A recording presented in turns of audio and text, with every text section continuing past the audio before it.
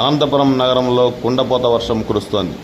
మంగళవారం మధ్యాహ్నం నుంచే భారీ ఎత్తున ఈదురుగాలులతో కూడిన వర్షం కురిసింది. దీంతో పెద్ద పెద్ద వృక్షాలు సైతం నేల కొరిగాయి.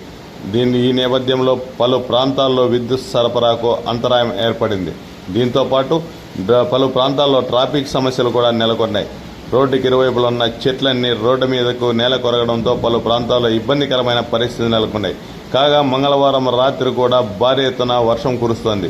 ఈ నేపథ్యంలో పలు ప్రాంతాల్లో అలర్ట్గా ఉండాలని జనాన్ని అధికారులు హెచ్చరించారు. ప్రత్యేకించి ఈదురుగాలులతో పాటు ఉరుములు మెరుపులతో కూడిన వర్షం పడుతుండటంతో పలు ప్రాంతాల్లో భయాందోళన పరిస్థితులు నెలకొన్నాయి.